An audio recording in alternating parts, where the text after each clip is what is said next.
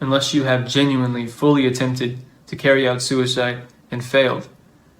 There is no way for you to truly know what amount of pain you would have to be in order for you to willfully put an end to your life.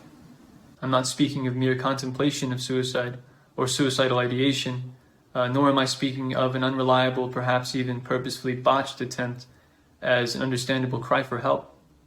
Not to trivialize that suffering because it is completely valid. I only mention this to clarify that there are gigantic distinctions to be made between various levels of suicidal thoughts and actions. Upon observing someone who has been in unimaginable suffering for years, a severe burn victim, for example, and witnessing them adamantly continue to get through each day, many people will exclaim, they're so incredibly strong-willed.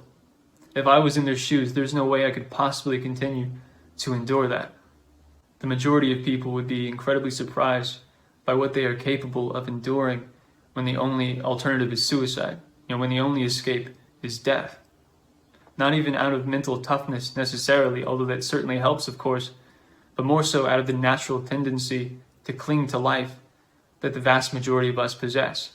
When you are personally, fully confronted with the predicament, the decision between continued suffering and suicide is no longer just a hypothetical abstraction, and one can far more accurately recognize their own powerful attachment to life and subsequent fear of death. I should note, though, that some people legitimately do have quite a low pain threshold in regards to suicide, but these people are undoubtedly in the minority. This underestimation of just how painful an individual's existence can become before reaching a given suicide threshold, along with an underestimation of the depths of suffering that can be experienced in general, greatly contributes to vast amounts of people doing very regrettable things, like feeding into gradually destructive addictions that wreak the most havoc over the long term, like health complications due to obesity or smoking cigarettes, as well as engaging in incredibly high-risk behavior out of brief, fleeting moments of passion, like a fun night of reckless, unprotected sex that can later result in an unplanned, unwanted child. From what I've seen, many atheists have it in their minds that because of the incredibly transient nature and cosmic insignificance of their lives, that the consequences of their actions that can and will befall them or others will be without real worry or concern, as if they themselves will be as indifferent to their suffering as the universe itself is. I have noticed in myself with regards to my chronic pain that I will put in great amounts of time and effort in attempting to relieve myself of existing pain that I'm experiencing in the moment by doing frequent rehabilitation exercises and going on lots of walks throughout the day, every day. But when it comes to taking preventative action to avoid great potential pains that lie in the relatively not so distant future, I'm quite likely to procrastinate and not take these more long-term measures as seriously, as if these future blights won't be as dreadful simply because they aren't being experienced by me at this moment. It shouldn't need mentioning, but obviously pain is an unavoidable part of life for those of us that already exist. And there are countless examples to be found of scenarios where voluntarily experiencing some forms of pain or discomfort will be the optimal choice in order to avoid far greater potential for suffering down the line. At times when my pain is more manageable, I begin to take the absence of pain for granted, and the strong feelings of frustration and tension that come with pain is eventually replaced by other forms of frustration and desire. And I noticed in times like these, when my pain is less severe, I have to put in quite a bit more effort in keeping my passions and addictions in check, by repeatedly reminding myself of what's truly at stake, what the potential consequences are, and what it is that I truly value. And not just in the scenarios where all it takes is one moment of carelessness to potentially ruin lives, like with the unprotected sex example I gave, but also in the accumulation of impulsive habits that can quickly lead to long-standing addictions.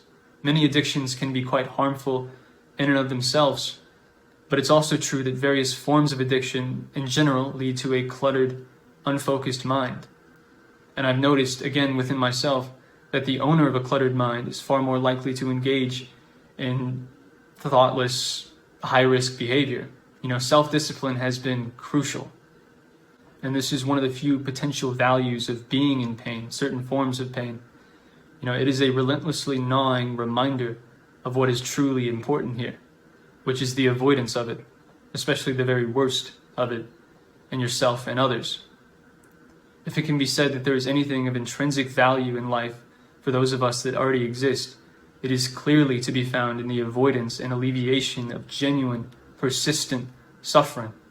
When elaborate coping mechanisms are cast aside, nothing is more convincing of this truth than being completely subjectively immersed in severe pain. And nothing can cause us to disregard this truth more than being subjectively estranged from pain. And this is also recognized in the incredibly common, accurate expressions such as youth is wasted on the young, health is wasted on the healthy, wealth is wasted on the wealthy. We don't truly appreciate what we have until it is stripped from us. We don't fully recognize the substantial value of a thing until it is irrevocably lost. Also, I've noticed that many seem to at least partially, subconsciously feel as though escape from even the most horrid of predicaments is oftentimes relatively easy when the option of suicide is available, as if suicide is a simple enough thing to carry out. As I said, for the vast majority of people, it is only when they completely come face to face with the dilemma themselves do they realize just how faulty the estimation of their own suicide threshold was. Most people will cling to life in spite of severe pain, whether young or old. Not because their pleasure or sense of meaning outweighs their pain, but rather because death is something that they still hopelessly, fearfully wish to postpone.